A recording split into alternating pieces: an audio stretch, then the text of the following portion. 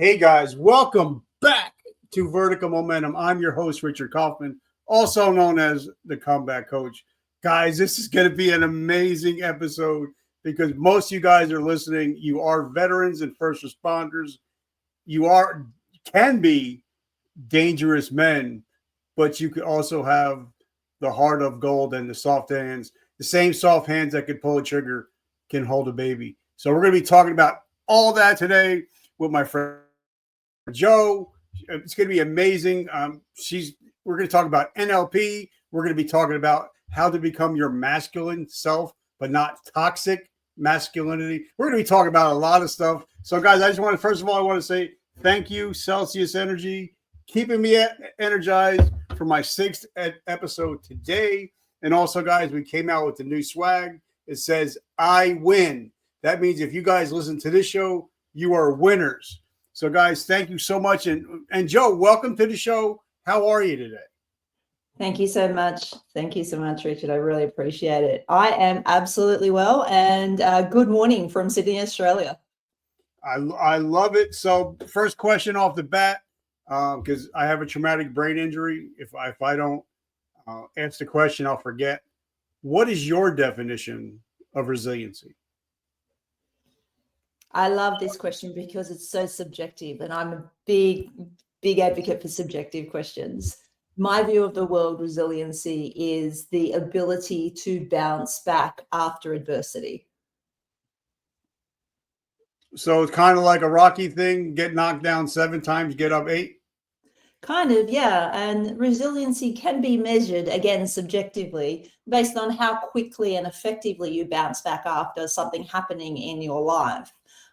Some people take longer, some people bounce back quicker.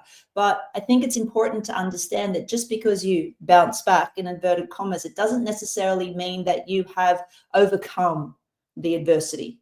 Because as you and I both know, sometimes we like to look like we've got it all together when underneath the surface, there's actually a whole load of things going on. And unfortunately, the more we look like we have it together, the most of the times we don't have it together.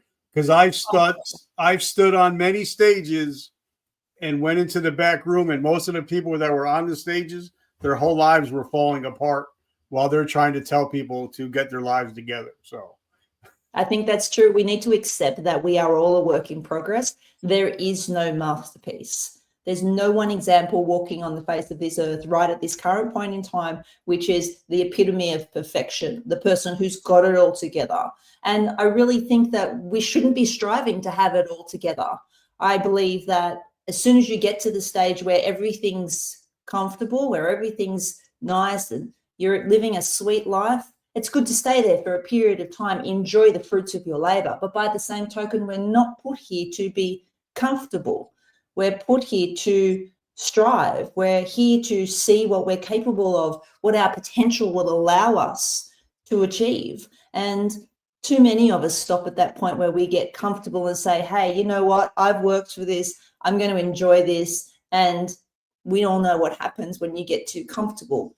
Things start shifting around you. And before you know it, that scenario that once was a blessing to you can become quite destructive because you lose purpose, you lose drive.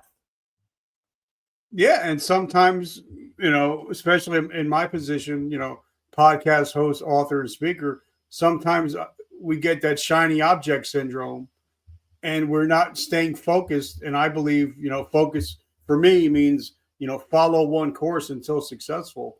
But I see a lot of people, once they start getting a little success, they kind of like totally go off the rails, chasing something else that was never meant for them. I had this conversation with a client just last night.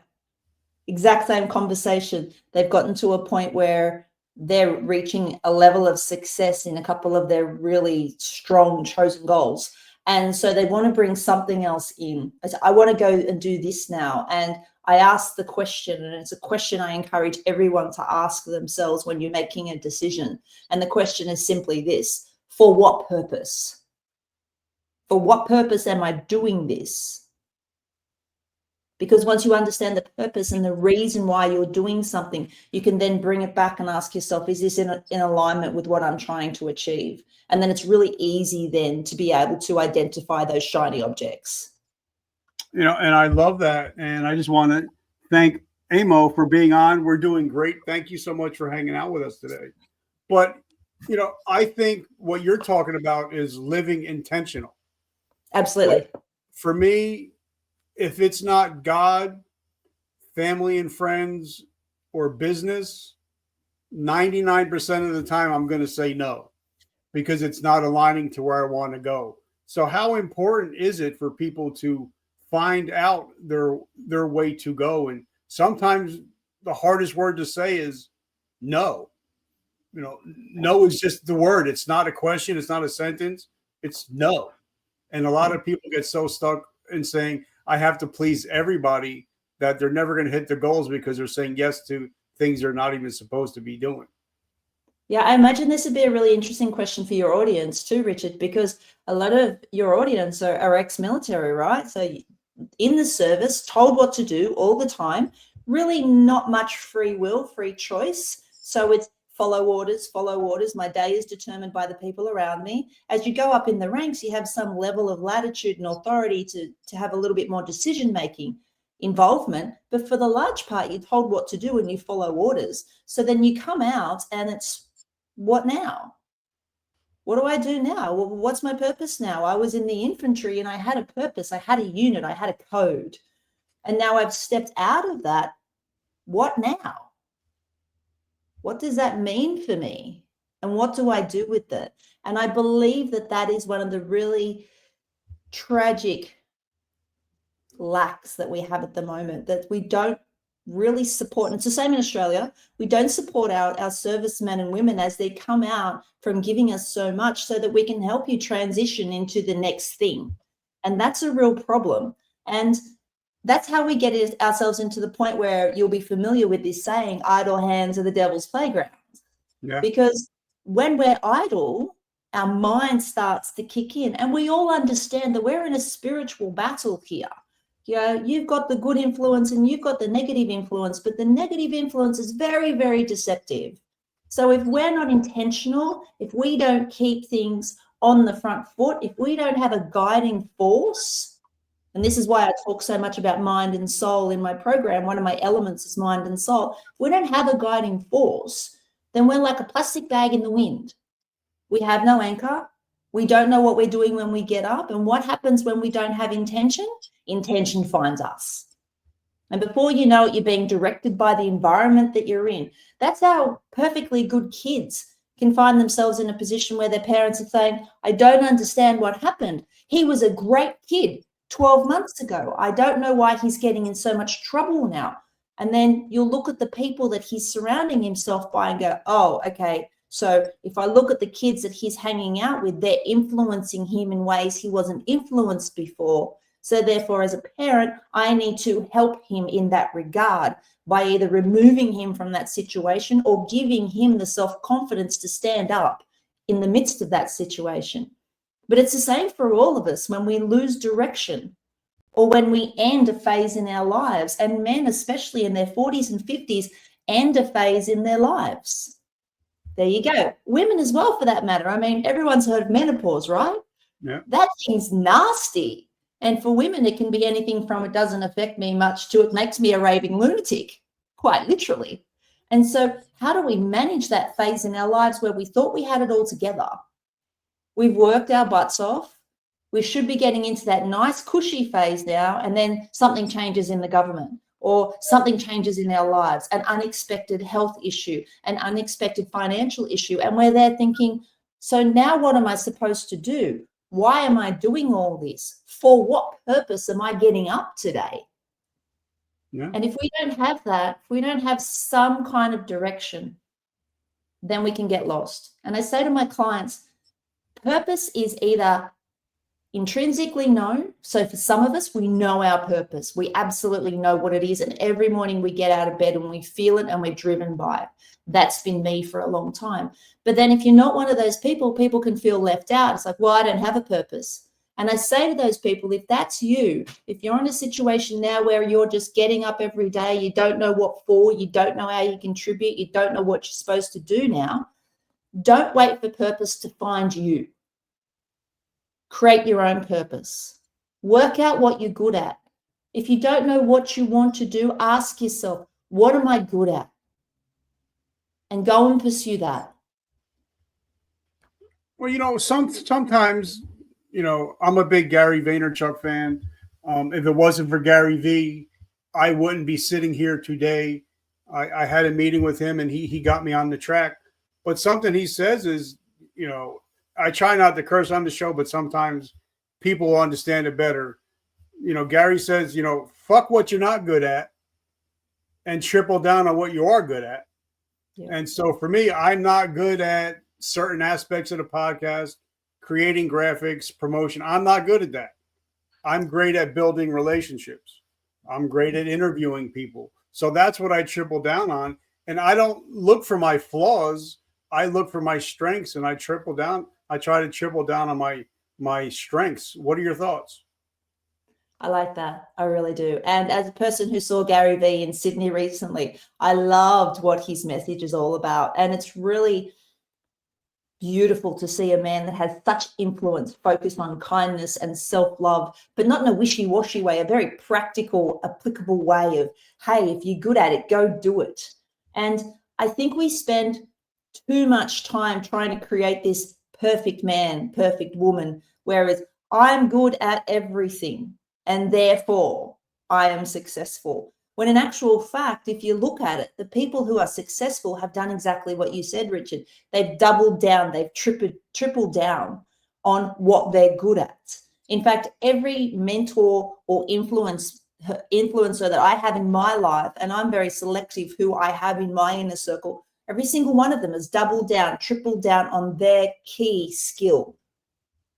And they've made themselves great at that key skill. They're not too worried about what they can't do, because they've become exceptional at what they can do, and they share that.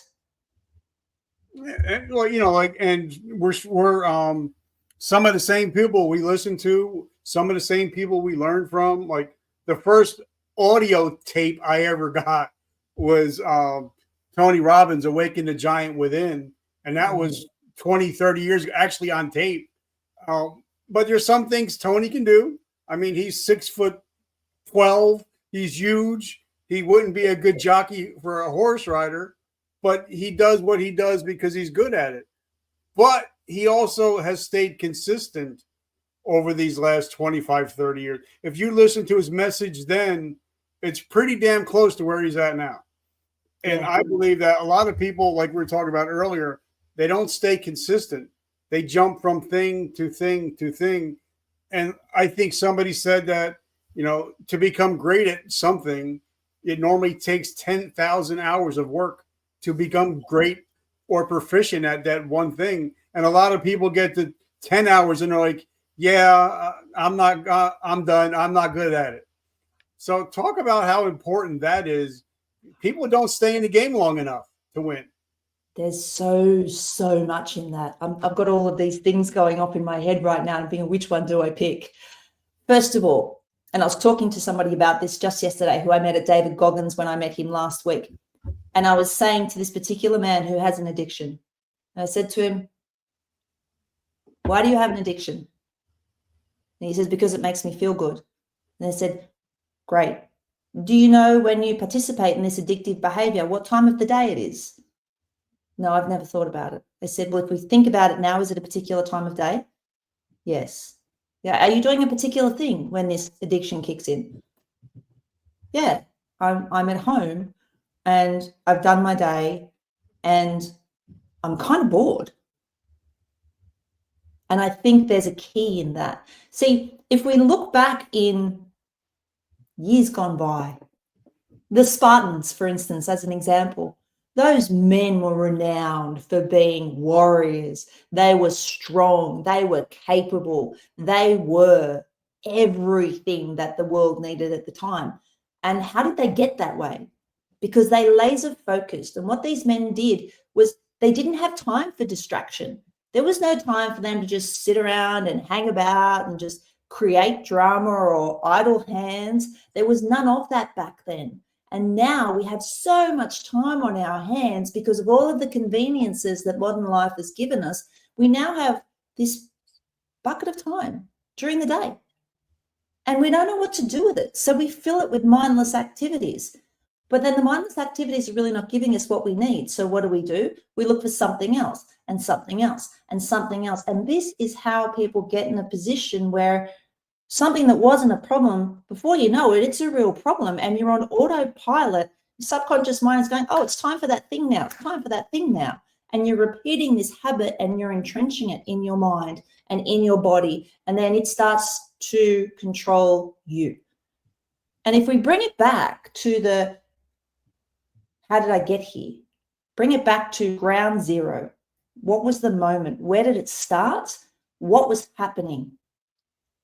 Every single time that I've had this conversation, it's because the person was bored.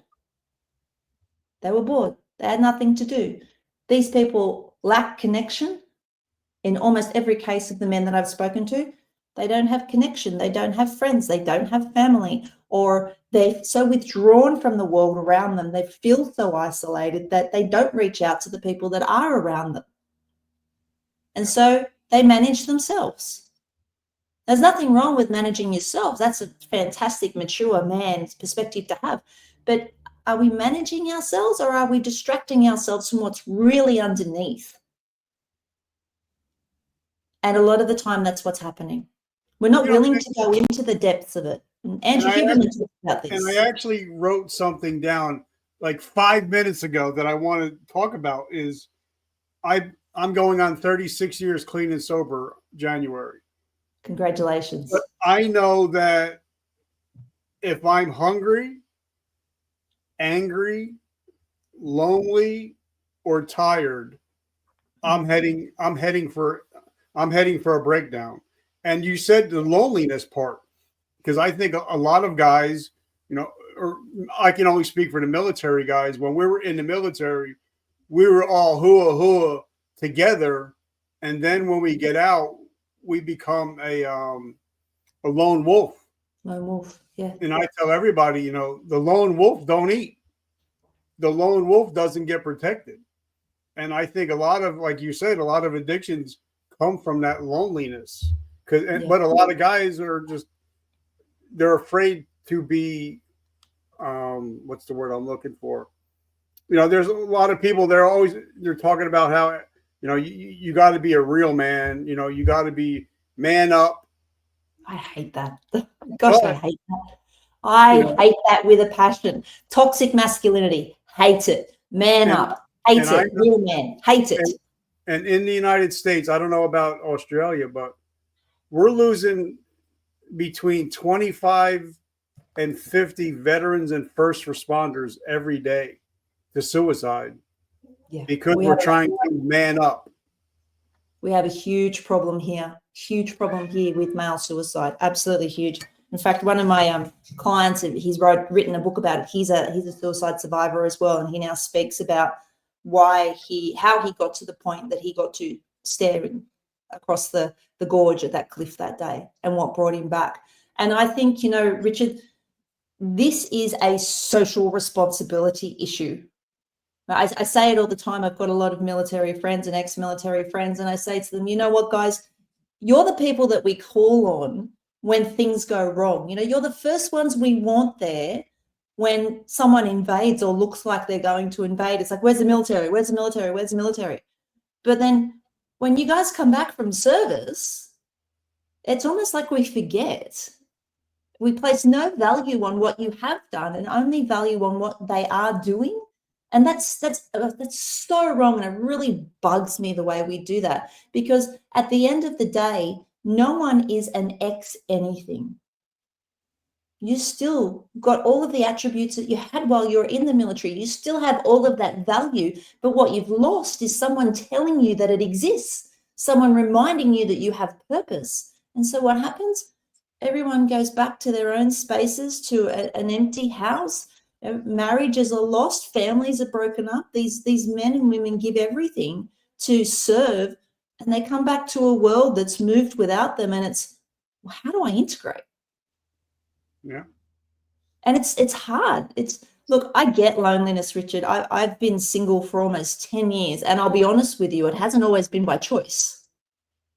You know, I'm not a woman that's decided that's it. I'm not going to date until my kids are grown up, and my youngest is 13 now. I'm the woman that tried it and tried it and tried it and tried it and came back falling short every single time, thinking, oh my gosh, these men that I'm trying to date, they're just not ready. They're not mature. These men, they don't know how to connect with a woman. Definitely not a woman like me. And I feel for those men, and I'm friends with a lot of them still, because I see the beauty in them that they often can't see in themselves. But like I said, we talked before we came on air. My wife is my best friend. She literally has my blind side.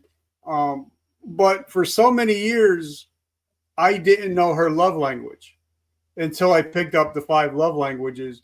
Because one for every week for like years, I would buy her flowers because I thought she liked flowers. One day she's like, I don't like flowers.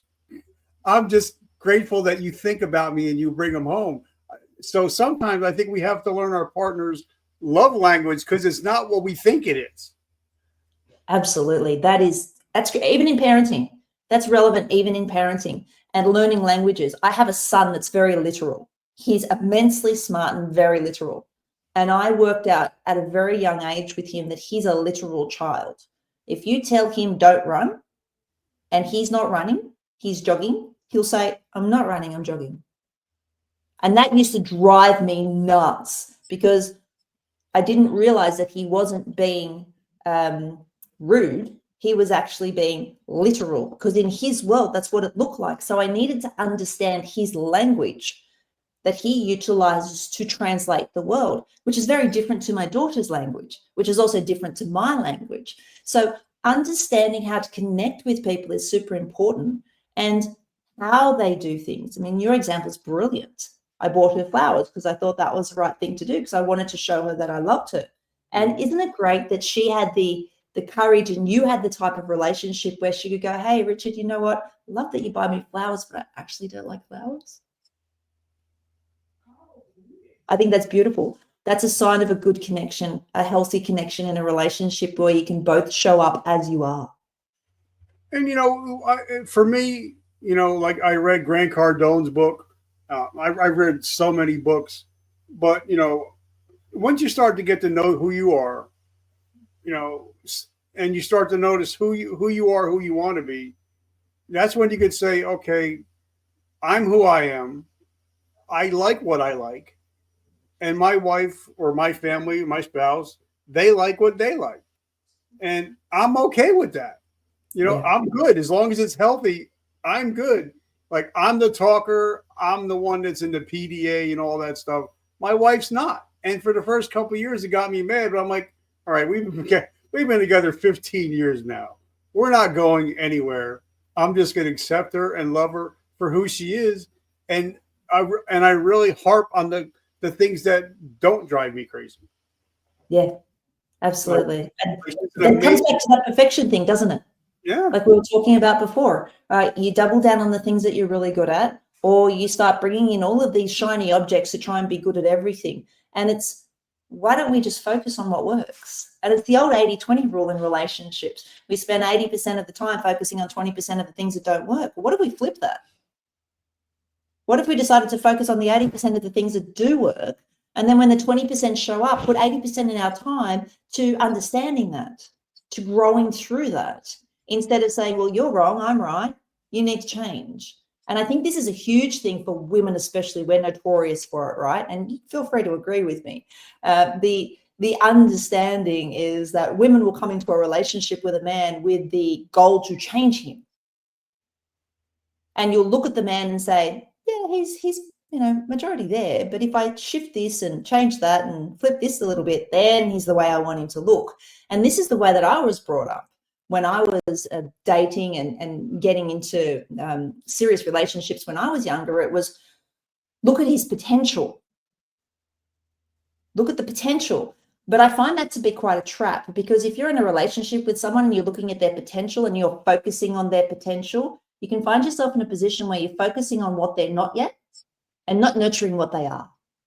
It's great to have aspirations. It's great to see someone and say, you have so much going for you. And as a partner, to have someone in your corner who can do that for you, who can support you, who lifts you, so immensely important.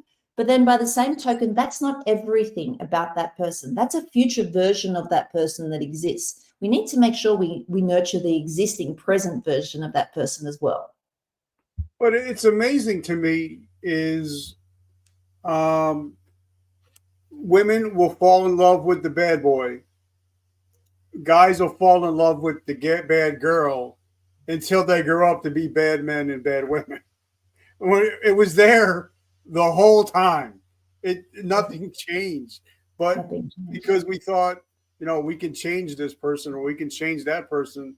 And a lot of it, like my friend Stephen Eugene Kuhn taught me in his book, the Humble Alpha, is that a lot of relationships are brought down because of expectations that our partner didn't know we were expecting from them. There's a saying, unexpressed expectations are future resentments. And I believe that wholly and solely. We don't understand necessarily the difference between expectations and reality. And I talk to this a lot because I think this is critical to, once you grasp this concept, the whole fabric of the way we exist starts to shift. It's, I expect this of my day. I expect my children to show up this way. I expect this. I expect that. This is how it should go, the world according to Joe on Thursday. But then this happens. And so I have this gap between what I expect, what I want, versus what's actually happened in the reality. And in between this gap, I have a decision of how I'm going to behave, how I'm going to view this. And then I need to decide, am I going to be a victim because my children decided to throw a patty this morning and make life difficult? Am I going to be kind? Am I going to be nurturing? Am I going to be angry? Am I going to be frustrated? And what we do in that space between expectation and reality is what creates the environments that we live in. Now, I used to be that parent. I'll admit it, that when my children didn't show up the way I expected to, I was frustrated because I didn't get it. Why aren't you doing this? Why aren't you doing that? I don't understand. I've raised you this way. But then I had one of those mic drop moments a long, long time ago, probably about 8-9 years ago now, where I started to understand, well, if my little guy has problems getting up in the morning because he's tired, maybe what I need to do is look at why he's tired instead of telling him that he needs to get up and behave a certain way in the morning and chop him along and hurry up and let's go, we're in a hurry. So I started to reverse engineer and say, all right, what's going on with him? He's going to bed at the right time. There's nothing distracting in his room. He's not on any devices. I've got a wind down routine. I'm ticking all these boxes thinking, I can't work out what the problem is. And then we started to monitor his sleep. And it turned out that he was having a problem with sleep.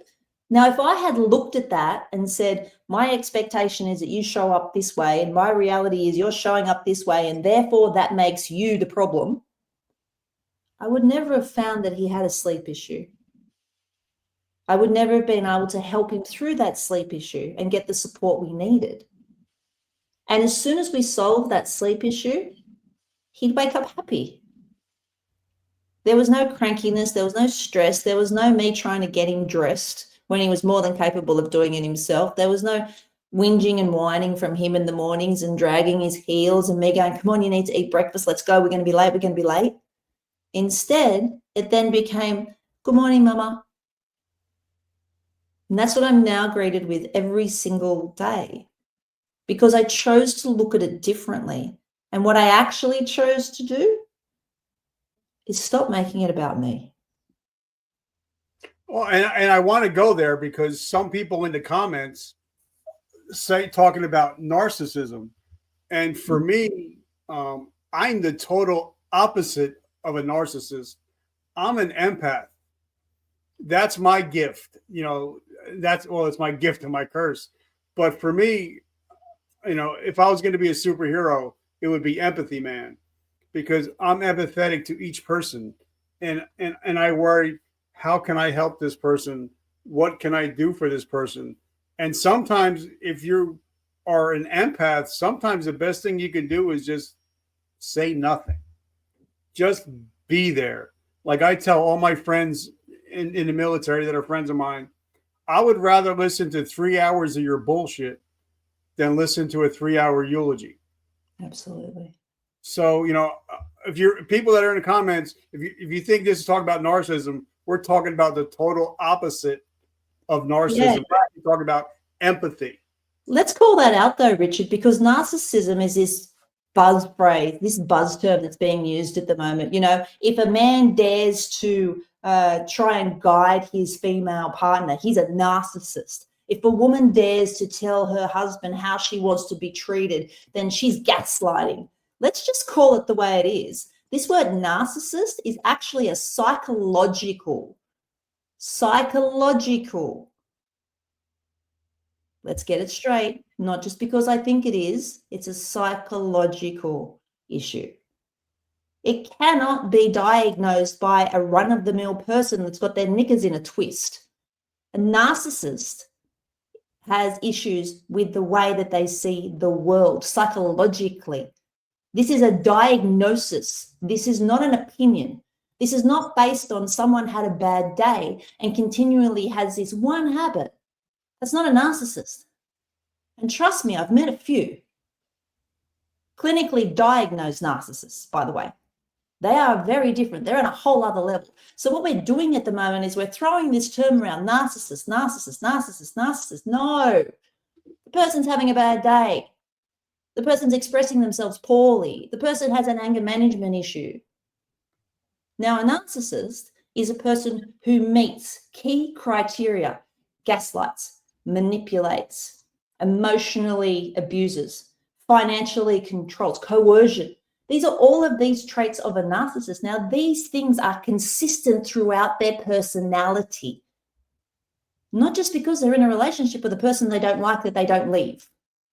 It's very, very different. So I'd really encourage everyone to take your filters off. Take a good look at yourself, to be honest. If you're seeing narcissism in this conversation, then really ask yourself why. Because none of what Richard and I have discussed right now is narcissistic in any way, shape, or form. In actual fact, it encourages people to connect. Narcissists don't want connection. It's encouraging people to have purpose. Narcissists don't want purpose. They want to control you. No one who's a narcissist is going to give you advice. They're going to give you direction. They're going to dominate. So let's be really, really clear, draw a line in the sand here about what a narcissist is and isn't, because so many people are now falling back on that. We now have the 4B movement. The 4B movement, look it up if you're not sure what it is, where men go around saying, your body, my choice. I don't know what that is. The 4B movement it's created by a guy named Matthew Fuente. What he has done is decided that he gets the rights over a woman's body. And he's saying, your body, my choice, which means I will do whatever I like to your body. You don't get a say. You don't have consent. Now, you want to start talking about narcissistic behaviors? That's a narcissistic behavior. That's legit. So what you would say with somebody like Andrew Tate would be a class A narcissist? I love the Tate conversation. He's a really interesting guy. Now, I'll come out. I didn't like the Andrew Tate of old. I didn't like him. He was an egotist. He was all about me. He had the superiority complex of Lord knows what, and I found him, frankly, quite repulsive. But I listened to him because I want to understand how men work. I listened to him. I allowed myself to hear his message time and time again. But you'll notice that the Andrew Tate pre-jail and the Andrew Tate post-jail have a very different message. Yeah. If you listen to Tate's message now, he talks about responsibility as a man. He talks about providing for his women, for his daughter, for his child, for his son. He talks about being the provider. He talks about how difficult it can be to be a man at times, and it requires discipline. He talks about how men have gone soft because they lack discipline. They're not taking care of their bodies. They're not respecting the benefits and the blessings of life. His message shifted quite significantly. So when it comes to Tate, pre-jail, post-jail, the post-jail Tate, I like a lot of what he says because he's encouraging men and going, dude, step up. Come on. There's something here for everybody. You've just got to want it. Get up out of the chair. Do something. Go and train your mind. Go and train your body and watch how your life shifts. So I'm a huge advocate for that message. Well, also for men, I think for men that are weak-minded, they don't like when their wives or significant others, sometimes smarter than them, or sometimes are getting ahead of them in life. That's when I see a lot of that pushback. Like for me, my wife is 100 times smarter than I am. No, I know it. But I keep pushing her to do better, get better. We're team. We're Team Kaufman here. She succeeds, I succeed, and we do that together. But a lot of narcissistic men don't want to be around a lot of strong, hard-wired women. Is that true? Yeah. Well, actually, not quite. In some circles, yes, some circles, no. Let me explain myself. So a narcissistic man, depending on, and we're talking psychologically as well here, depending on whether he's, I'm going to use two phrases, an immature narcissist, meaning that he's just starting to show these personality types and he's starting to understand that he can control. So we've got almost the unconscious narcissist. I do all of these things and I don't understand what I get out of it. And then we've got the conscious narcissist. Let's use those words. So the conscious narcissist is the one that intentionally does it for the thrill. It's kind of, let me liken it to a serial killer, because they do it for the thrill, right?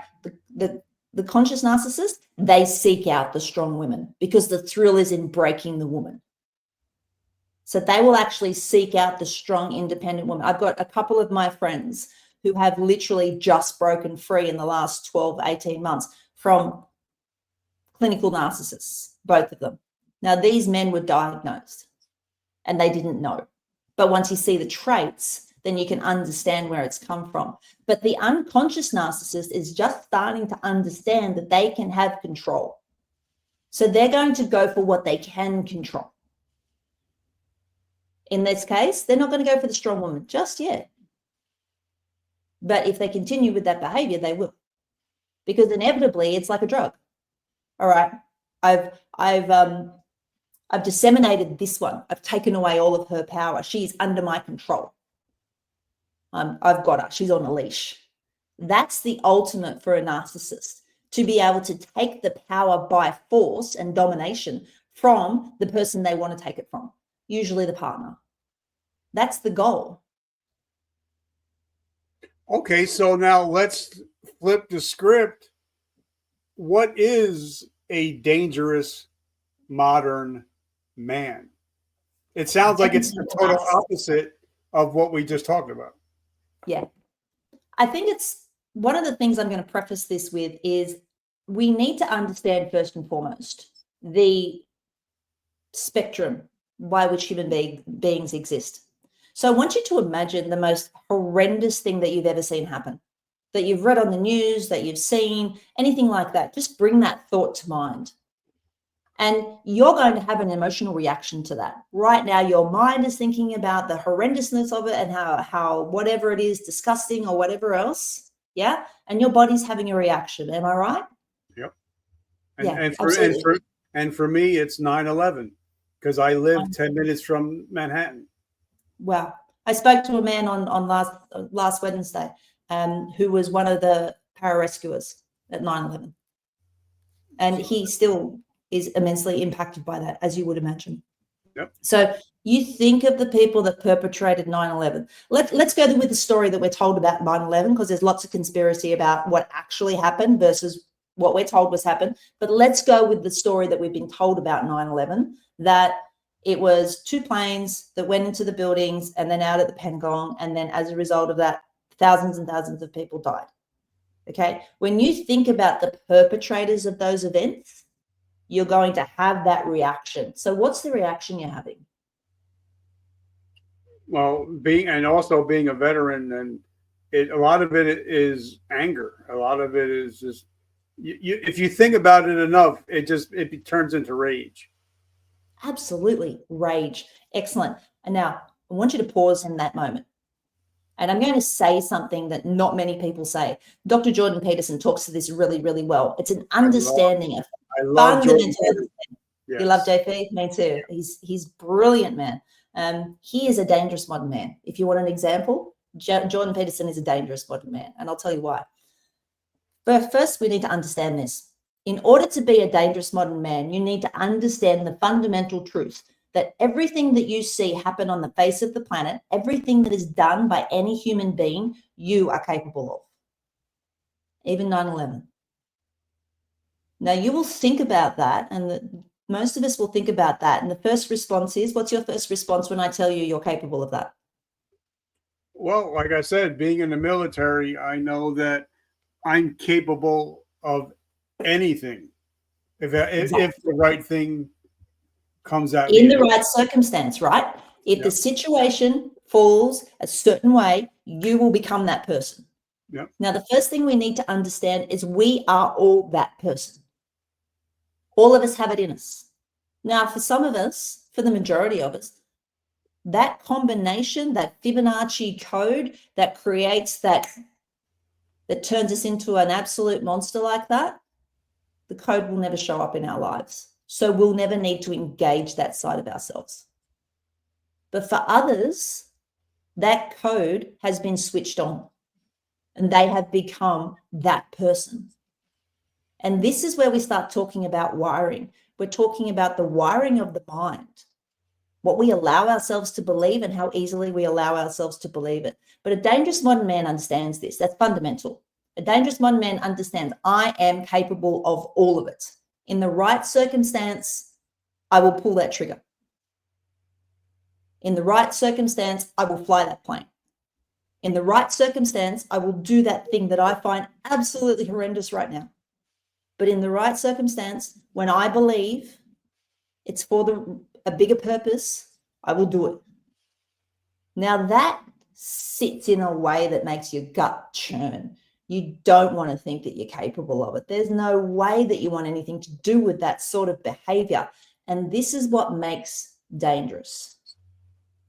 Dangerous is a fundamental understanding that we are capable of everything. But a dangerous modern man. Well, like I want to, for instance, a while ago, a couple years back, a gentleman wanted to fight me. Mm-hmm. And I leaned into him. I said, listen, if we fight, one of us is going to die, and it's not going to be me. So I would rather walk away. And I guess he kind of got spooked because I told him, I'm not afraid to die. So are you? And he walked away. But I knew, because I knew I could be dangerous if I had to be, but I didn't want to be. And that's a brilliant example. That's absolutely perfect. A dangerous modern man understands what he's capable of, and he knows when to use it. I often use the example of he's not a gangster waving his gun around in the street going, I'm powerful, watch out, I'll point my weapon at you, watch out, I'll pull the trigger. No. Dangerous modern man is more likely to be the man that will have the samurai sword in a glass container or up on a wall in his house, and you'll never see it. You'll never see the discipline that he takes at home because he doesn't need the world to see. He's not about bravado. He's not about, look at me, I need attention. Dangerous modern man is so self-intimate. He understands himself deeply. He knows he's capable of doing whatever needs to be done. And as a result of that, he's able to show his true self. He's able to be humble, even though he's immensely skilled. Now, his skill can be in anything, but he's humble about it. He doesn't need to shout it from the rooftops. He's disciplined. When the dangerous modern man, you can see when he's physically disciplined because his body shows it. He might be disciplined spiritually. He might be disciplined intellectually. But a dangerous modern man, discipline is like food for the soul. Yeah, and that's something that Jocko always talks about. He talks about discipline. He talks about having the discipline to, be able to cause catastrophe, but then also be able to sit down and have your daughter paint your toenails, paint your nails, and do your hair. And this is the beauty of the dangerous modern man. He understands energy. He understands that some energies are what we like to call feminine and some energies are what we like to call masculine. But he is all of those. He is that gentle giant that can let his daughter paint his nails and not get weirded out about the fact that I've got my nails painted and I'm a man. This is totally weird and this is not what men do. He's also capable of picking up whatever weapon he needs to protect his family or his country. These are the men that are called. These are the men that we need. But in order to have a dangerous modern man, he's not just going to show up like that. And this is where I start talking about the women in our men's lives. Because as women, I don't think we really understand how important we are in shining a light for our men. Our men are our protectors. They're the ones that enable us to feel safe. And if you're a dangerous modern man and your wife or your female partner feels safe with you, you get a whole different version of her. But then she will reciprocate. Yeah. And by reciprocating, you will both elevate. You'll have Team Kaufman like you've got. In my family, it's myself and 2 children. We're Team Jackson. Yeah. But also, and in a minute, I want to hop on a different subject that I know you love. We're going to be talking about the RAS and NLP in a minute. But sometimes in relationships, it's never 50-50. Some days it's 0 and 100. Yeah. Like the day that I almost took my life. I had 0. I had nothing to give. And my wife just took me into the bedroom and wrapped her arms around me and let me cry. So she had the 100, I had the 0. But I think that sometimes, guys think I have to be all the 100. Well, sometimes you have nothing to give. And you have to say, honey, I'm struggling today. I don't feel it. I just need to be held. I don't need to be talked to. Just hold me. I'm not feeling myself today. And I think if more guys were willing to say that, I think a lot less would be eating their gun. Gosh, absolutely. You took me back to a time where I was that wife, where I was that one just holding. And it's this really beautiful connection that you can have with someone when you allow yourself to be seen. But so many of us are struggling to be seen because we're scared that if we are seen, that person will leave. And I totally get it. I totally get that. As a woman that's been single as long as I have, talk about expectation versus reality. Now, there's a reality check for you. Because if you had told me when I was in my 30s and I was married that, Joe, hey, so by the way, in your 40s, you're going to be single for 10 years. I would have laughed at you and I would have said, oh, no, I'm not that loser. Because, if I'm single, that means nobody wants me and that's bad. And I know that I'm a quality woman, so there's no way that nobody wants me. So that ain't going to happen to me. But the reality check is until you allow yourself to be seen, until you allow yourself to be self-intimate and understand yourself completely, you are going to repel. Now, in a relationship, Brene Brown talks to this beautifully. And she says, it's 100. Honey, if you don't have 100 today, that's cool. Do you need me to pick up a percentage for you? Or if you're both on 50%, it's like, I've got 50%, I've got 50% too. You know what? We're going to call this 50% day. The dishes aren't going to get cleaned. We're going to get takeout for dinner tonight. The washing's not going to get done. The kids are going to come home and just do whatever they need to do. And you and I are just going to reset. We have this expectation, and as a performance architect, I've seen it for so long. Perform, 100% every day. Nobody can do 100% every day. You do 100% of what you've got. And if your 100% of what you've got today is really 10% out of your complete potential, then you want a partner that you can go to and go, okay, so I don't have it today. It's like when I go to my coach in the mornings, I do CrossFit early in the mornings. I did it this morning. We had a lifting session. And I've just looked at my coach and she says, your weights are down. I went, yeah, we're not at 100% today. And she says, that's cool. Just make sure whatever you do it safely. If you've dropped a few kilos off the bar, we come back tomorrow. No big deal.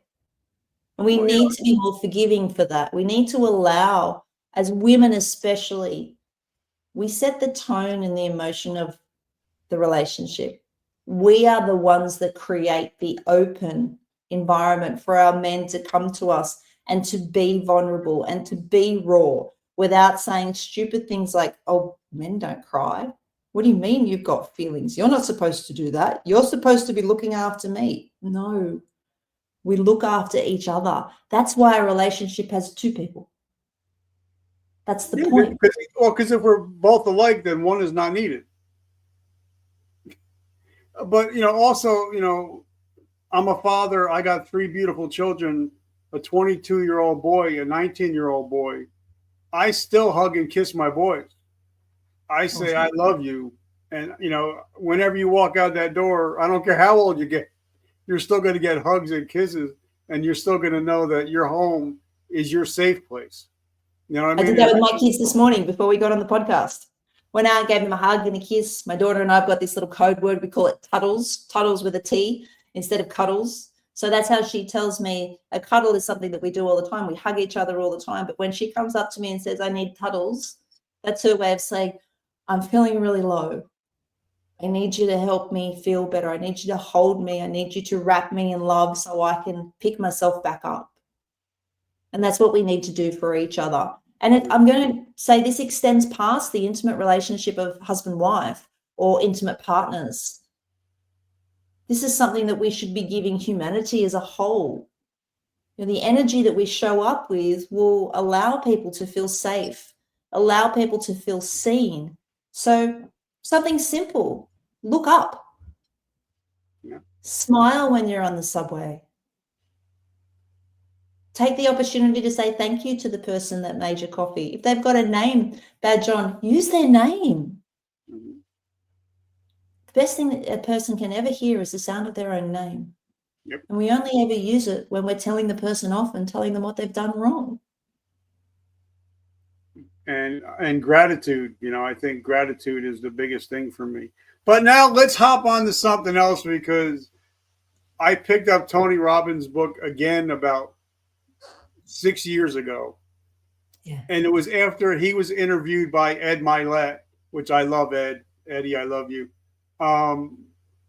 And once I heard about the reticulator activating system. Yep. And then I actually had a phone conversation with Ed Milet. And I was talking to him about PTSD and all the trauma and all the addictions and all that. And then when Ed told me, nothing has ever happened to you. It has all happened for you. And everything is a teachable moment. That's when my whole life changed. And that's when I started using my RAS, reticulator activating system. And I'm going to let you explain it. But now I know that whatever I search for, I'm going to find. Yeah. Whether it's greatness or whether it's depression, whatever I look for, I'm going to find. And I know you've studied under Tony, under Jay. So let's talk about the RAS system a little bit. Let's give this a little bit of sensitivity first. I'm going to talk to this in relation to the everyday scenario. Now, I'm very aware of the fact that there are people that suffer from depression through chemical imbalances and the like. So if you're one of those people that has a chemical imbalance, and as a result of that, your brain works slightly differently, this conversation will be different for you. Yeah. The reticular activation system is part of our neurology. What it actually does is it laser focuses. Our mind will tell us what we're looking for. And this is where everything that we induce, everything that we absorb is so important. Environment is so important. You will find what you are looking for. You just said that yourself. If you're looking for evidence of something, you'll find it. If we go back to my example with my son, He wasn't waking up right in the mornings. And my expectation was that he would wake up this way, and he wasn't. Now, if I continued on that path of, well, you're not waking up that way, you must have some kind of behavioral issue, you're being naughty, then I would have parented him according to that. But instead, I decided to look at it differently. And instead of my reticular activation system laser focusing on what he was doing wrong, and therefore seeing all the other things that he's doing wrong throughout the course of the day, because that's all I'm looking for, I decided to say, let's look at his sleep. Let's look at what's going on with him holistically. So I started looking for him and his behaviors as opposed to what he was doing wrong. I started to look at him generally. And I started to see him completely differently. No longer was I seeing a child that was getting up in the morning in a grumpy mood and being rude. Now I was starting to understand that there's a sleep issue here. Oh my gosh, the poor little guy. How on earth is he going to get up cheery when he's not even sleeping properly? And as a performance architect, I know how important sleep is. I mean, I wear an Aura ring every day and track my sleep. So I get it. I could have persisted on that view of the world and considered him to be a naughty child and parented him according to him being a naughty child. And what I would have done was I would have created for him a belief that he is a naughty child.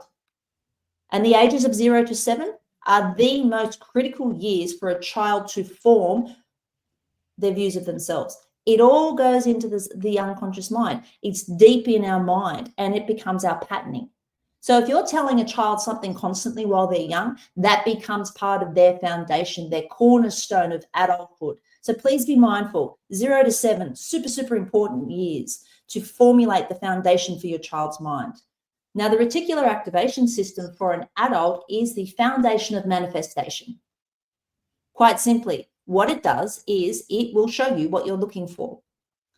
I bought a new car a few years ago. My kids and I were talking about buying a convertible. And my son was old enough now, before he got too big for a 2-door car, we decided let's get a convertible. So we all had a conversation. Now, I was looking around at convertible cars. We hadn't found one that we landed on. We liked a couple, we didn't love them. And then there was this one car that my friend sent me a picture of. She goes, what about this one? It was about 5 years old at the time. I went, oh, wow, I like that one. But I've never seen one on the road. I don't think I've ever seen that. So we go online and we see if we can hire one to try one out. Lo and behold, there's one 2 blocks away from where I live. I've never seen it. Now, the truth of the matter is I have seen this vehicle, but I've never focused on it. It's gone into my peripheral vision. So I have what's called deleted, distorted, or generalized the information that comes through my filters. Your filters are your eyes, your ears, your nose, your mouth, and your sense of touch.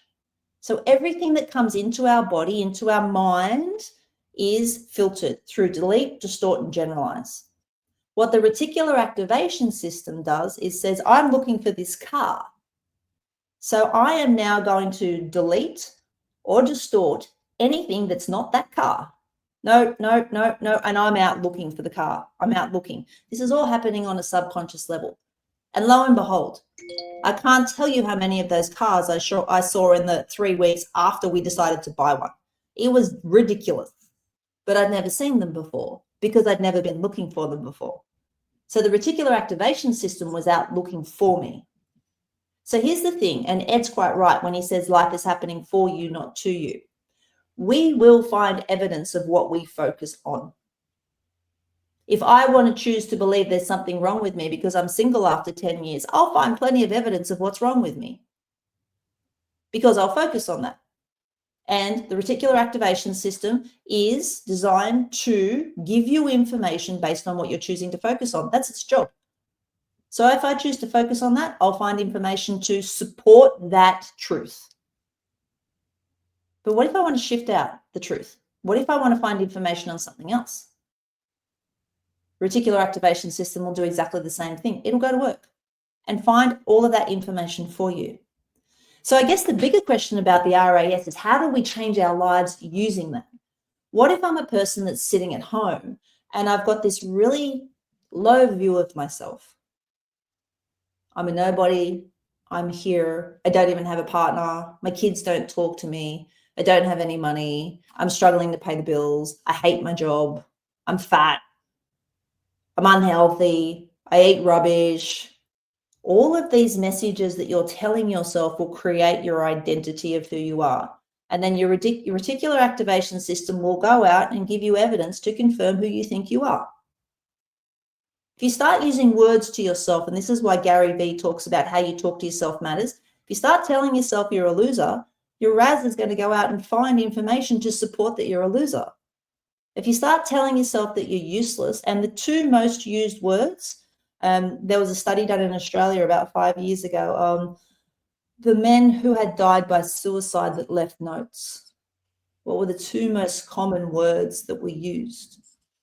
The two most common words used tragically by these men were useless and worthless. These men thought they had nothing to offer. They thought that they provided no value. And once you start thinking that I provide no value, that I'm useless, that I'm worthless, your reticular activation system will go out and support that truth. And this is how we get ourselves in holes. And a lot of people that will listen to this, they might think it's woo-woo, but it is backed by science.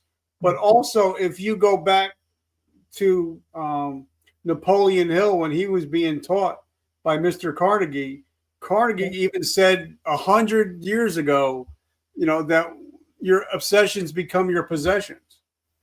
So, so the brain hasn't really changed that much. It's also biblical. This is biblical. Guard your mind. It's biblical. The Bible doesn't say guard your mind for no reason. Guard your mind. Paul wrote about it in the books of the apostles. He wrote about, why do I do things that I don't want to do, even when I know better? This is not new. What we need to understand is our understanding of neuroscience is evolving. We don't know everything yet. So as we learn, as we grow, as we know things, we start to understand ourselves better. And we're really in this hypothesis phase at the moment where growth and knowledge is growing exponentially, and we're struggling to keep up. It's, well, I thought it was this. I thought it was this. I thought it was this. And this is where constant education is so important to keep up.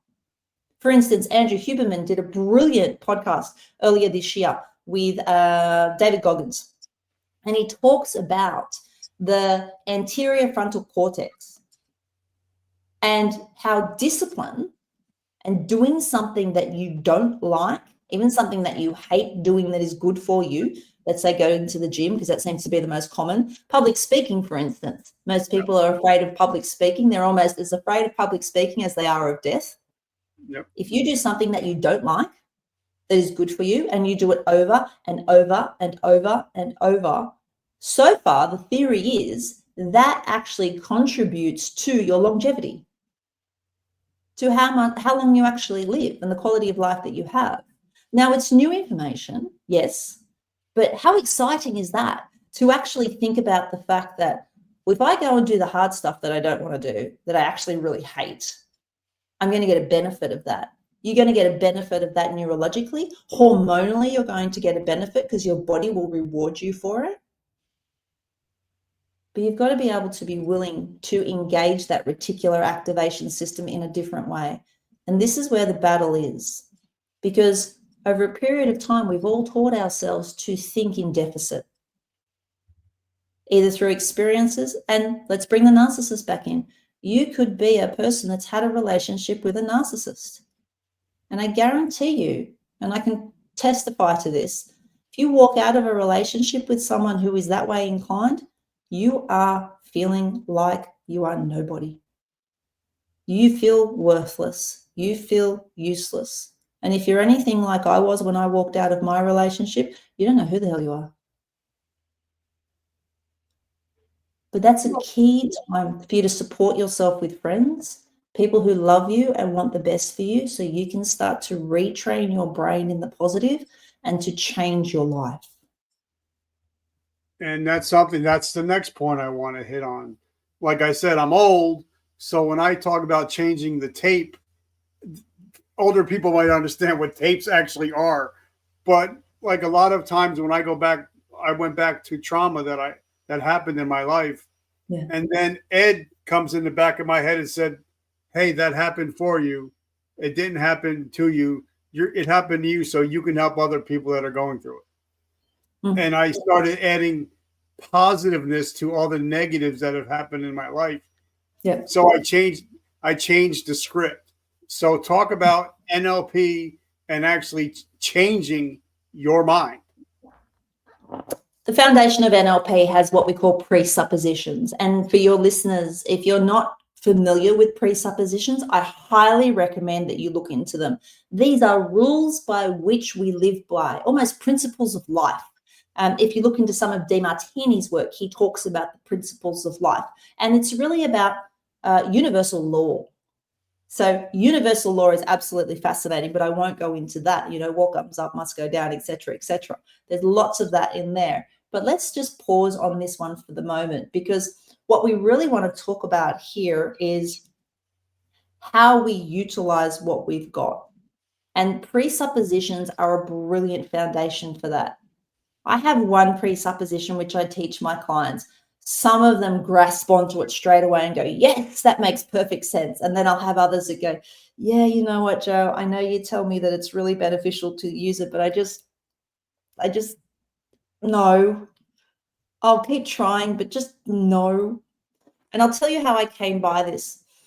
I was in a coaching course, gosh, 8-9 years ago, and I was talking to the coach. I was on stage talking to the coach, having an intervention, and I was telling him about how I'd come to the point that I was at, and how I really felt this deep sorrow about the relationship that I'd had with my parents growing up, and that it weighed on me heavily because I thought that they should have showed up one way and they showed up a completely different way. And as a result of that, I felt like it had impacted me so significant that I felt lost, that I felt like I was missing something. There was this gaping hole in my life that I didn't know how to fill. And that's as a Christian woman. I still didn't have that hole filled.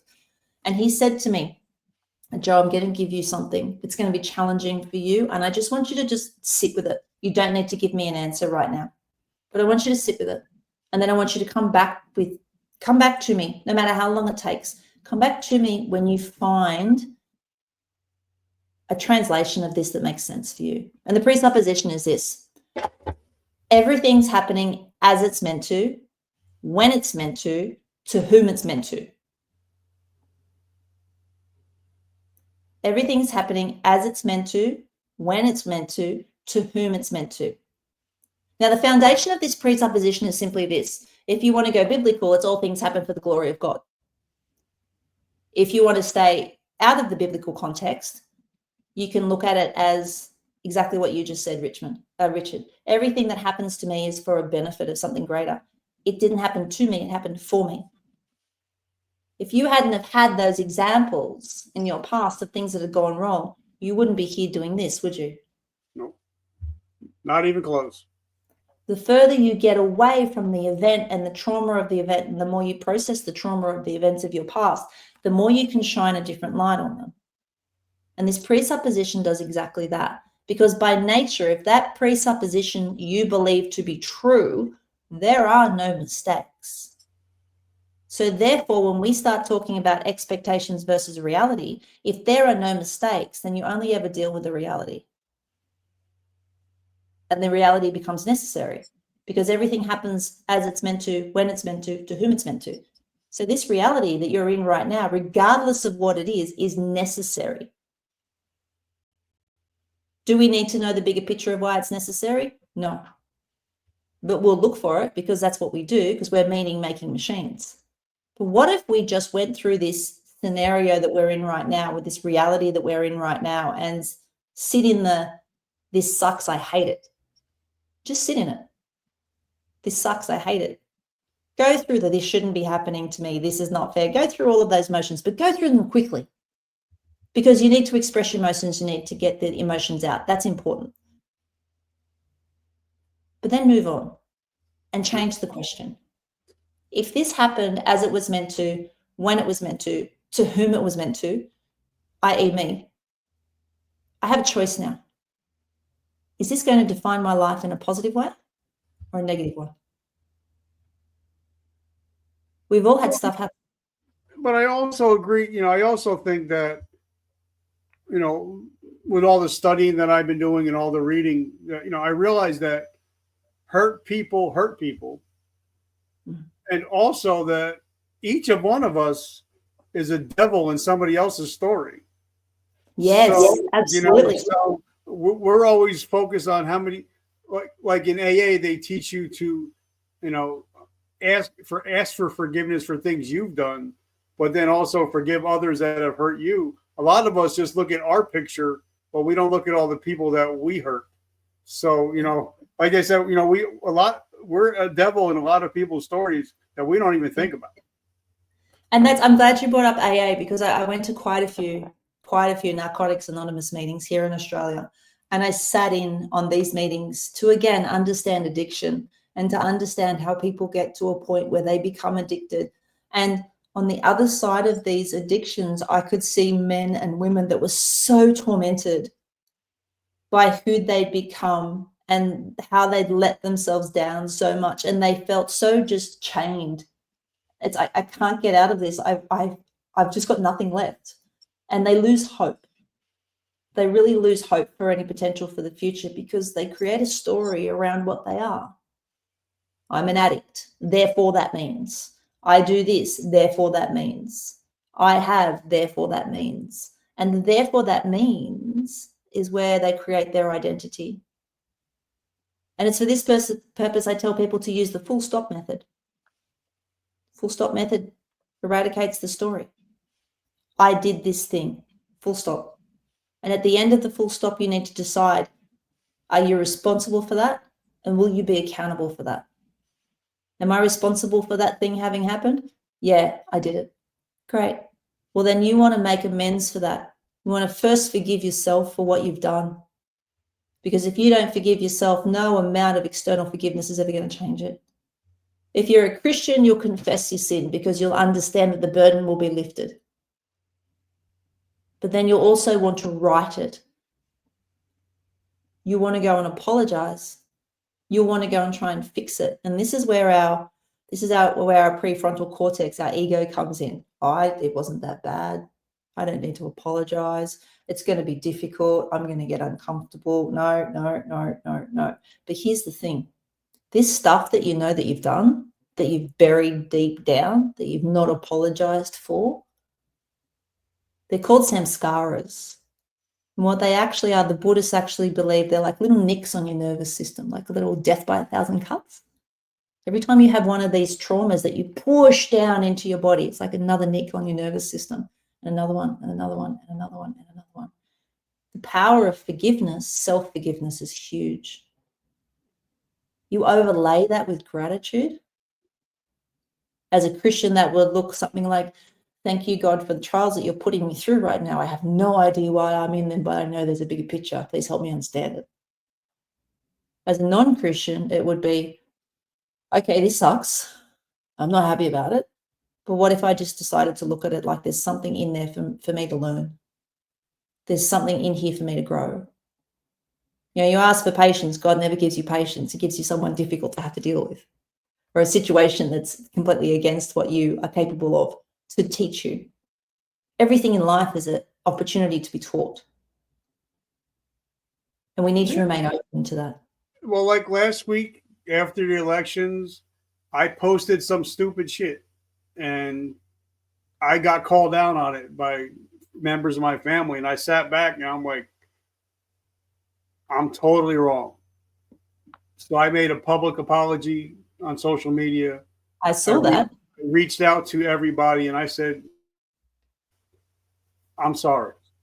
I said, but the only way I can ever just change it is just not do that thing again. I can only ask you for my forgiveness, but time takes time.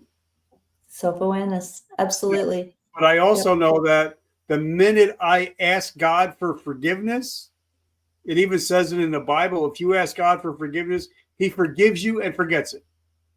Yeah. But now I have a friend or somebody in my life, she's turning 80 years old, and she's still carrying stuff around that happened to her in her 20s. Yeah. And I told her, God has already forgiven you 60 years ago. You're holding on to this. but she still keeps beating up herself because she doesn't want to forgive herself. So, guys, if you guys are struggling with forgiveness, ask God for forgiveness. And if you asked him for forgiveness before, he's already forgiven it. He doesn't even remember it. But why? So we shouldn't have to keep holding on to this stuff, because it's like a rucksack.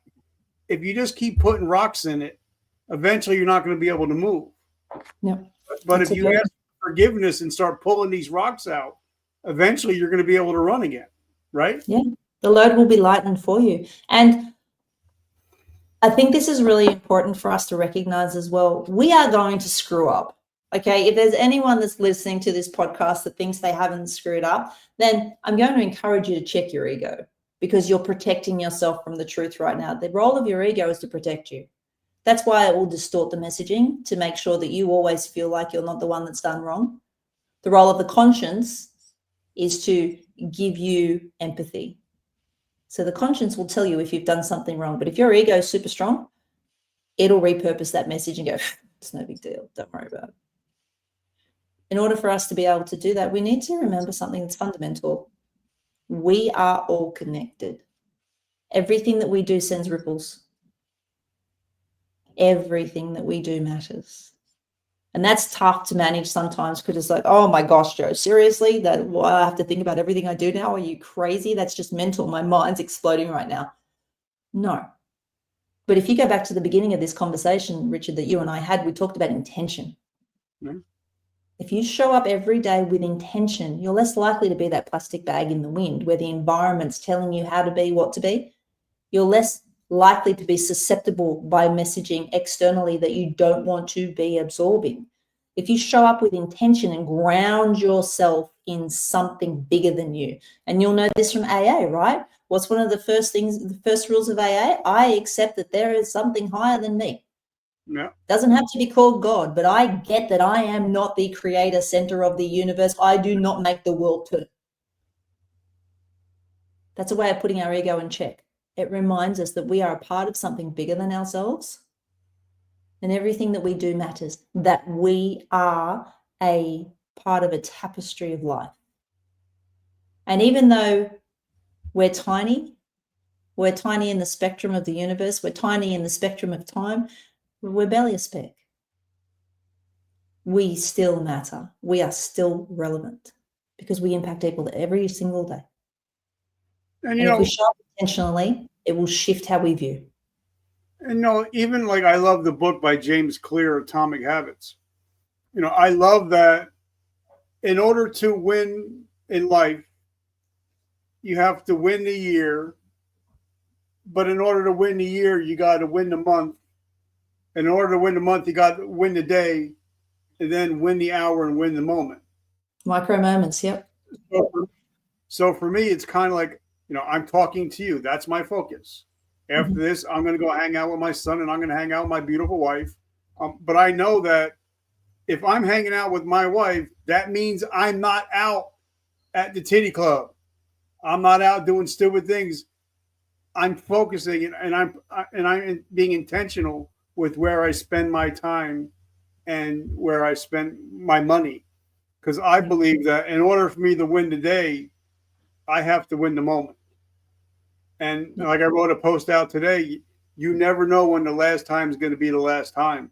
So I try to make every moment I can in this life, make sure that I'm in gratitude and I'm living intentional.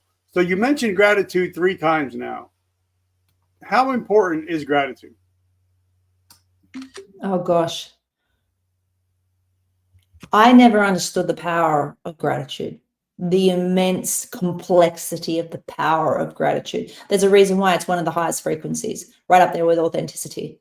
Gratitude is, it's not about me. Gratitude is, no matter what's going on out there, and sometimes in here, Chester Bennington said it in his last interview before he passed. I'm a massive Linkin Park fan, even with the new singer, still absolutely love them. Linkin Park helped me through after I found myself as a single parent. If it wasn't for those albums, I don't know where I'd be. I used to put the music in loud in my ears and just run. So between David Goggins and Linkin Park, that got me through my divorce and becoming a single parent. Very grateful for both of them. Gratitude reminds us that no matter what's going on, there's always something to be grateful for. And you kind of look at that and go, yeah, whatever. I spent some time about 15 years ago in an orphanage in Cambodia. I lived there for a month, and we built homes for kids that had HIV. There were families. These kids were all orphans. They were quite often dumped at the orphanage, and parents didn't know how to handle them, couldn't give them the medication, so they'd leave their kids at the gate. And these children were all taken in by this couple. Wendy was one of the couple's names, and they lived there. And so we went over there to help and do what we could. There was a little girl there that took a liking to me. She followed me around, and she had fetal alcohol syndrome. She had to wear a nappy because she couldn't control her bladder. She was about 8 years old at the time. She didn't speak. She was nonverbal, but she could click with her tongue.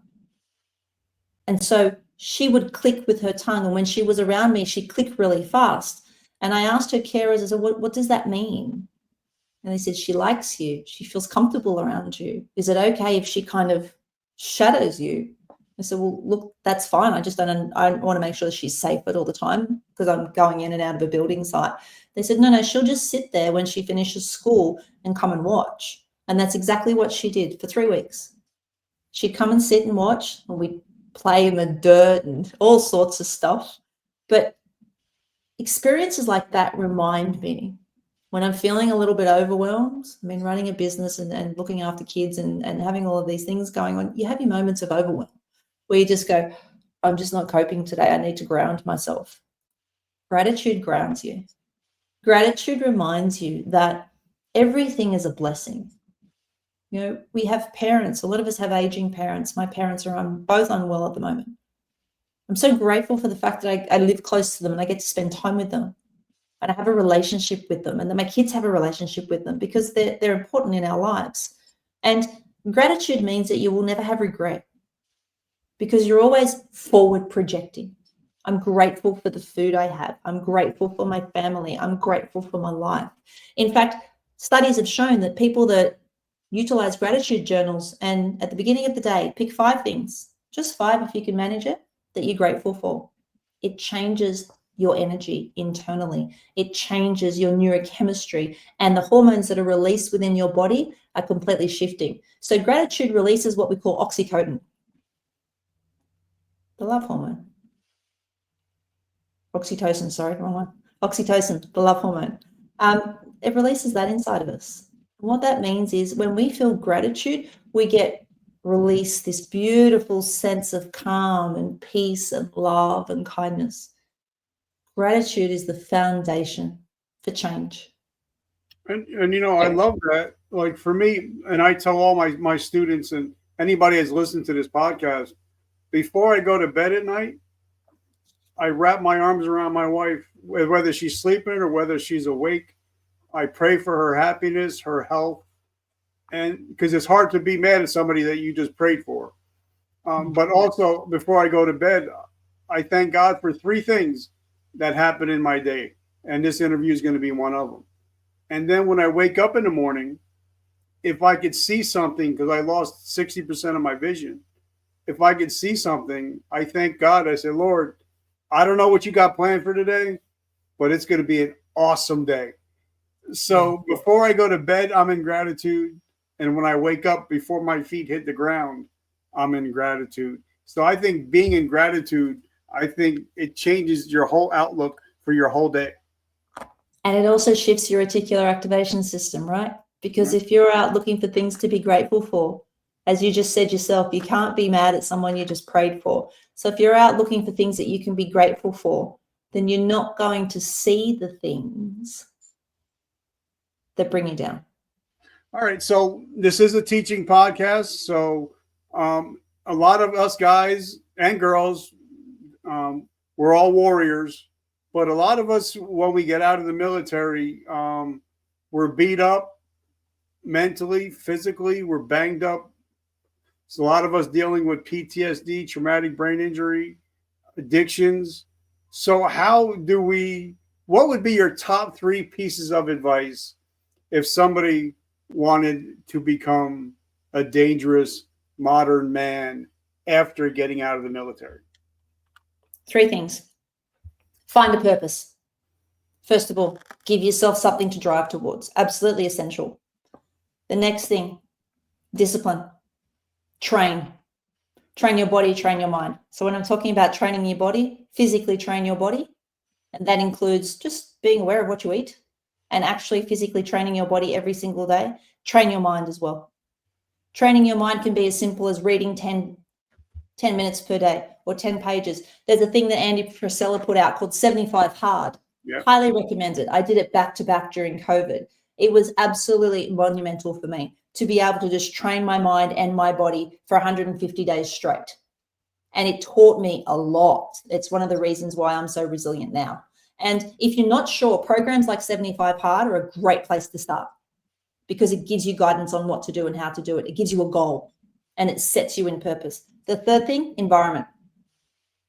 Be careful of your environment. Choose your environment. Curate your environment. That is what books you read, what TV you watch.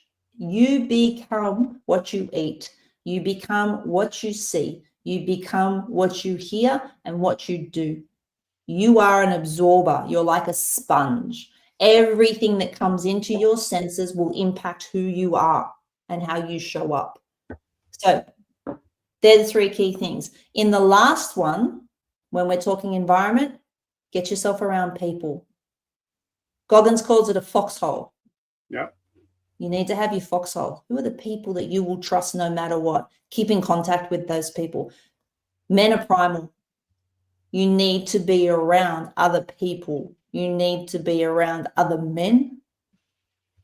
It's important for you to be around others because if you don't, that's when isolation creeps in, and it's especially pertinent for men that you are around other men.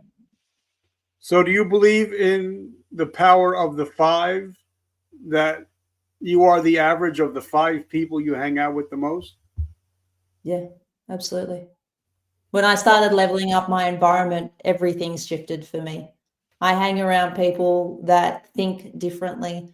I don't have everyday conversations anymore. Pastor T.D. Jakes did a sermon, I don't know how long ago, and I've got this on my YouTube shorts, and he talks about don't be like the normals, don't walk like them, don't talk like them, don't eat like them, don't dress like them. Don't be like, and what he's referring to is don't be like the world, because the world will bring you down. You want to be up with the people who have the direction, who have the purpose, who have the goals.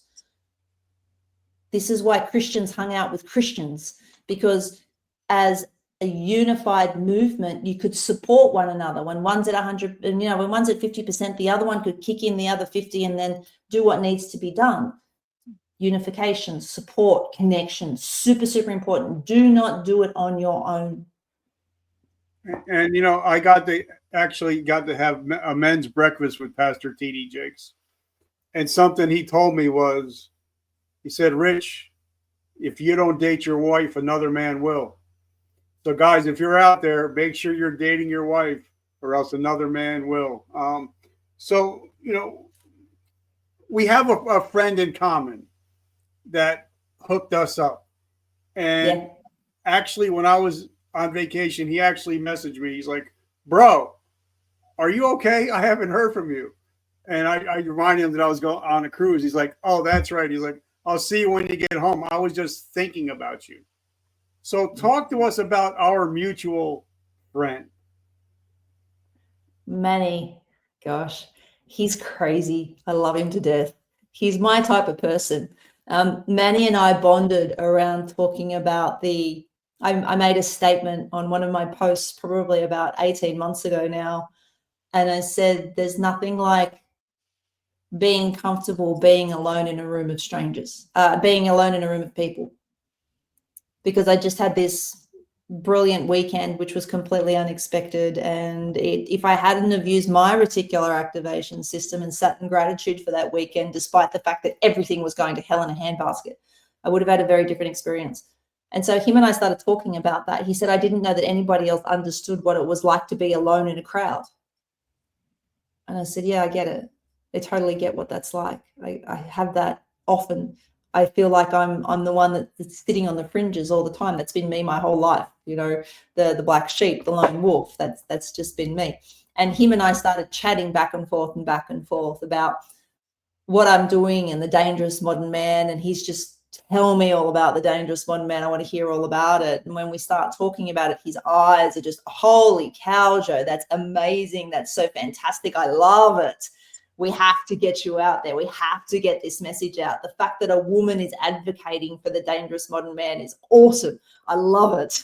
So him and I have been working together on that. And, you know, one of the things that I'm really big on is being authentic. And you've been around a while, Richard. You know what it's like. You know people that are authentic and people that are doing what they think they should do. Manny's a classic take it or leave it, what you see is what you get kind of guy. And I really resonate with people who can show up as they are and wear their heart on their sleeve. There's a campaign here called Heart on My Sleeve, run by a guy named Mitch Willis, and it's very popular over here. And it's about being authentically you. And if you're having a moment, allow yourself to have the moment and to talk to people about it, but know that it's impermanent. And Manny and I have great conversations, almost always end up being some kind of rabbit hole about what's going on in the world. And we start talking about politics and wars and vaxxers and all this sort of crazy stuff. And it's, what do you think about this? And what did you think about that? And did you hear this? And what's going on there? And, you know, no doubt we'll talk about the fact that Trump wants to bring Elon Musk into his cabinet and what they're thinking about doing with regards to innovation. So I suspect that'll be our next conversation. But Manny is a guy who lives by his truth. Yep, and I've had Manny on the show a couple times.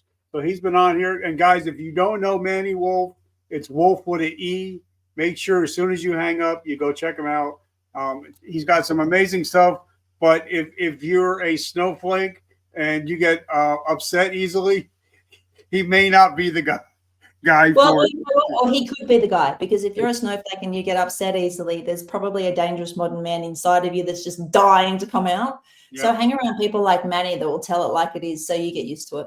Yeah, I love it. So now, how do we? And I'm following you on all your social media. So how do we find you? How do we get in touch with you? How do we get in your ecosystem? And how can we learn more about becoming, that kind of man? Easily, really easily. First of all, I'm just going to put it out there. Ex-military men are my absolute favorites. I'm not supposed to have favorites, but servicemen are my absolute favorites. I have an absolute soft spot for servicemen. My daughter, we're prepping at the moment to get into the army here in Australia. So huge on servicemen, and it's really hard to find people that get it. You can grab me on Facebook. If you search Joe Jackson, you will see a picture of me, and there's a great banner that says Reclaim the Dangerous Modern Man. Highly recommend you check it out. Now, I run a 5-day rewire immersion as well for anyone that's interested in understanding how to utilize your reticular activation system, how to embed some of these presuppositions, or you just generally want to check out, you know what, Joe, I'm pretty sure that I'm not functioning at my full potential right now. And as a performance architect, I reckon you can turn a few buttons on for me. Then please feel free to reach out to me. I have another one on in November, so I'll be kicking that off shortly. Would love to get some people involved in that so I can show you what I've learned about some of the small triggers that you can implement every day to become a dangerous modern man. And then, of course, you can also grab me on Insta. Slightly different feel on Insta. It's more personal, a little bit of different content. And I have an exclusive group for men. I get to be the queen bee. I'm the only female allowed in the group, although a lot of females try and join. They're not allowed. And we talk about lots of things in relation to what goes on with men in that particular group. Got a couple of best-selling authors, got a world champion, 3 times world record holder actually in there. So got some real quality men in there that are really invested in this whole concept of bringing back the dangerous modern man, because at the end of the day, gosh, guys, you're so needed. You know, women like me are craving the dangerous modern man. We're desperate for it. We really, really are. So if you're thinking that you've got something that's unyet explored, then let's explore it. And I got, like I said, Manny, I love you, brother. Thank you so much. I've learned so much from you. And sometimes you had to dig into my ass when I first started. So I just want to say I love you, Manny. And guys, also want to thank Celsius Energy. If you want energy with no sugar and no crash, check out Celsius. And also, guys, the new sheet t-shirts are out. It says I win. And in the back, it says I'm a victor. And the reason why I have these shirts is because I end every show with saying, I love Joel Osteen's quote that when we wake up in the morning, we could be a victim or we could be a victor. And if you guys show up here in this show every week, that means you're a victor of your present and your future, and you're no longer a victim of your past. And guys, like I said, if you want the new swag, it's out. 100% of the proceeds go to help end veteran suicide and homelessness. So if you guys like t-shirts with a mission, just check us out. Joe, I just want to say thank you so much for coming on and hanging out. I know we went a little bit long, but thank you so much for hanging out today. Thank you so much, Richard. I really appreciate it. And thank you so much to anyone who watches this. You know what? You have so much to offer. And sometimes it's just literally about finding those buttons that you can press differently to make that 2 millimeter shift. Be proud to be uncommon. I love it. And have a great week.